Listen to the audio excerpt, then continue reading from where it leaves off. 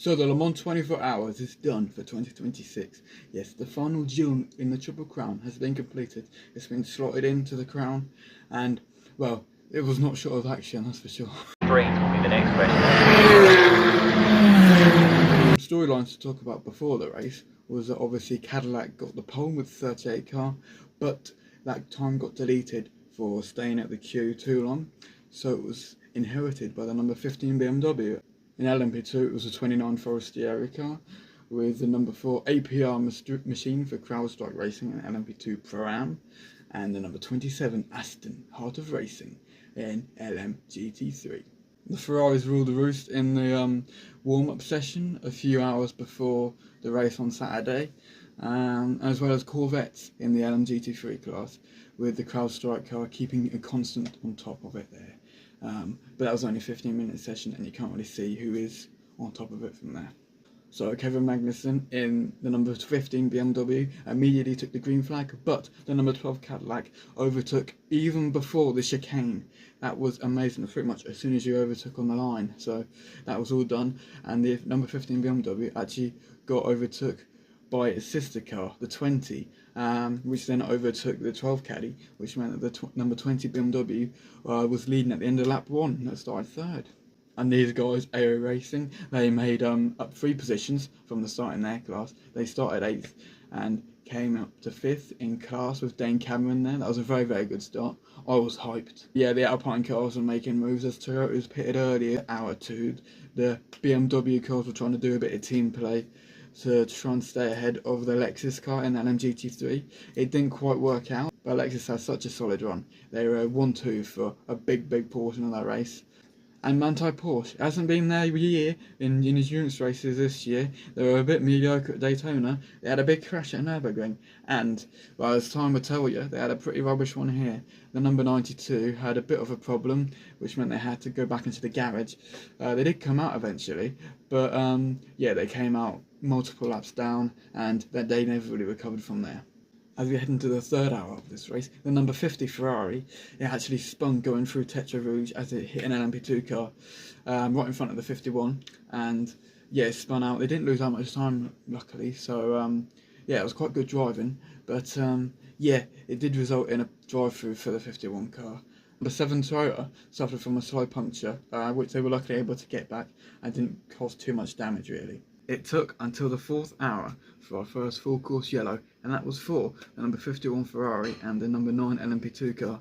Had a bit of a tangle going through the S's just before Tetra Rouge. It was completely on the number 51 Ferrari. It just sort of dove it in a typical prototype move, similar to what you would have on iRacing or Le Mans Ultimate now, or some sort of sim like that.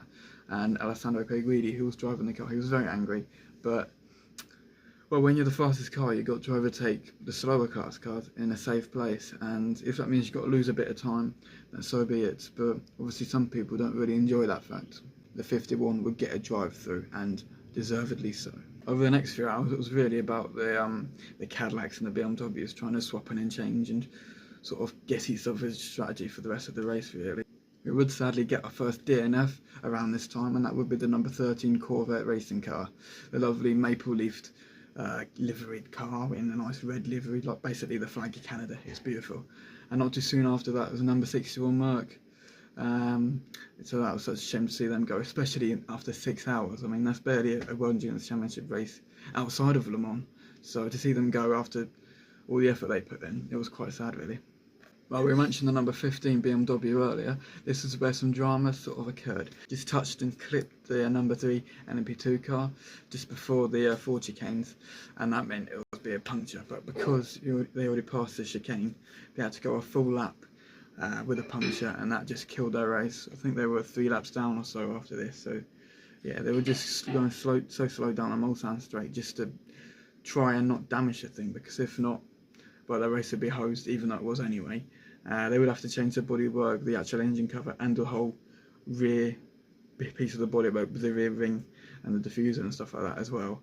But yeah, that was basically day done for BMW, but they were getting some information for their sister car, who was still in contention. And to note the point, the number 15 BMW did hold up the Toyotas just to help the number 20, who was still in the lead at this time, just edge a bit of a gap as we were heading towards sundown. and they were all sort of swapping and changing that sort of bit. But the Toyotas were actually coming to the pace of the leaders, actually on the same strategy at this point. So they'd all converged at this stage of the game, as well as some fights in LMP2 between the 14 and the 99. At this point, at this stage of the game, in the 8th hour, we got our first safety car, not a full course yellow. They all go around on like a pit limiter. The first safety car, they take incredibly long. With the sort of 3 safety cars that they have, then they go into one, it'll merge and all that sort of stuff. But it would be the number 54 Ferrari, which was the unfortunate soul that got hit by the Mustang and just got hit after the ending of the Goodyear Bridge. It's still the Dunlop Bridge, it always will be, but it just sounds wrong saying that. That would be the end of their day as well, and Ferrari's woes would continue in the hypercar category as the number 50 got wheeled into the garage. It wasn't terminal at this stage of the game, but they never really recovered from here really. Now this was a point where I fell asleep, so this is where the information gets a bit vague. But the number 7 Toyotas make their way up still, and the number 38 Caddy goes into the garage with a power steering issue, and they would ultimately DNF from it as well, which is such a shame because these were the fastest guys on Thursday. And they had real pace as well. You could tell by their teammates too. But yeah, it was just one of those really. And yeah, old Bernber and Sebastian Bourdais, as well as Jack Aitken, miss out on another 24 again. Such a shame. This is a point where AO would get a bit of trouble. Yes, Rocky went and hit the barriers and had to get a new nose. Everything was all fine, but lost a few laps because of that. Now the number 12 Cadillac in the 16th hour would have a drive-through penalty, so the number 8 would inherit the lead. So everybody was thinking, because they're pretty quick and they're experienced, this is all done. That wasn't the end of the result, and that wasn't the end of the day either, because the manufacturers came back in BMW and Cadillac. Yeah, over the hour 17 and 18, it would become a three-way fight between the number 12 Caddy, number 8 Toyota, and the number 20 BMW. So, like I say, just because you get taken out at the start or even midway through Le Mans, doesn't mean you can still have a good finish. Just have to make sure your pace is good and you know what you're doing. At this point, the number 8 Toyota actually needed some brake attention, which would come as a feature later on as well. But yeah, they had to have some brakes changed out and have a look at that, which was a bit concerning at the time, but it was no bother in the end. As well as the Ferrari number 50 car, he had some problems under the safety car, and it would ultimately stop at the start of the Mulsanne straight just after Tetra Rouge, and that would end up in a DNF. So it's a shame for the 2024 winners there, but there's nothing else Nicholas Nielsen could do in that car at the time. So this is where the race gets a bit weird. The safety car would take another hour or so of proceedings, but the Cadillac and BMW would lead away pretty comfortably, and the Toyotas would be 3rd and 4th behind, but they would get stuck behind LMGT3 and LMP2 traffic that were fighting themselves. So they decided just to take a step back and sort of work their way through that way after a lap or so, because they were going like 2-3 wide in the Mulsanne, which, if you're in a faster category, that's pretty hairy. Then the next few rounds were sort of all setting up everyone's last pit stop, so everybody was going as long as they can, or trying to do an undercut if they were stuck behind someone as well. So it was all that sort of thing going on. So yeah, it was just nothing to report really for the next few hours.